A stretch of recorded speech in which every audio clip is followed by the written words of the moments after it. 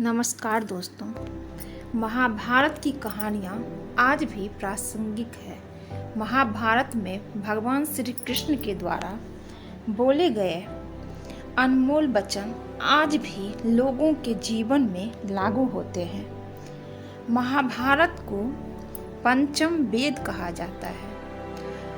अगर महाभारत में भगवान श्री कृष्ण के द्वारा बोले गए उक्तियों को अपने जीवन में उतार लिया जाए तो जीवन सार्थक हो जाता है।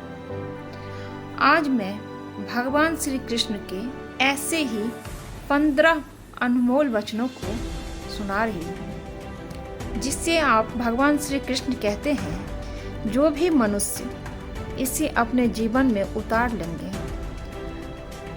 उन्हें जीवन में कभी कोई दुख का सामना नहीं करना पड़ेगा। वो दुखी नहीं हो सकते।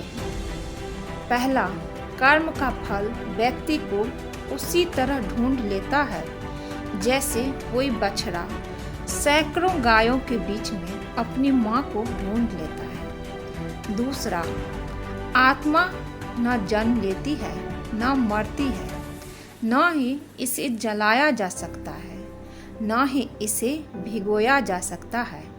आत्मा अमर वो अविनाशी है। तीसरा, इस संसार में कुछ भी अस्थाई नहीं है। चौथा, आत्मा शरीर को वैसे ही छोड़ देती है जैसे मनुष्य पुराने कपड़ों को उतारकर नए कपड़े धारण कर लेता है।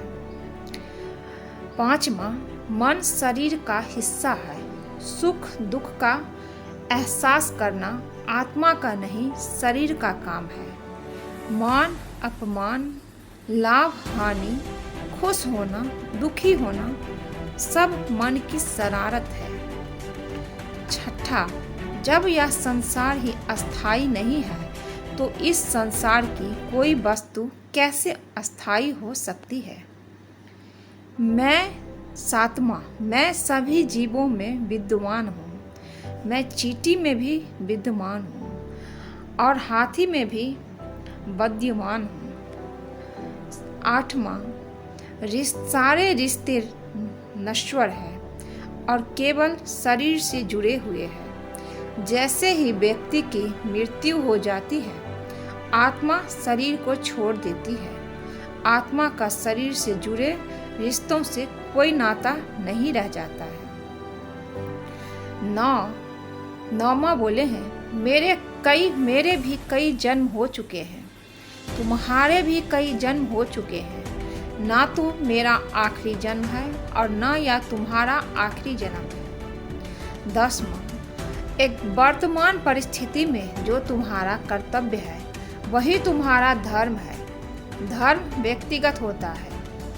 11, मैं किसी के भाग्य का निर्माण नहीं करता, ना ही किसी के कर्म फल में दखल देता हूँ। व्यक्ति या जीव का कर्म ही उसके भाग्य का निर्माण होता है। उसके भाग्य का निर्माण होता है। 12, क्रोध इंसान का सबसे बड़ा शत्रु होता है। क्रोध आने पर इंसान की सोचने समझने की शक्ति खत्म हो जाती है। उस व्यक्ति के पतन में ज़्यादा समय नहीं लगता।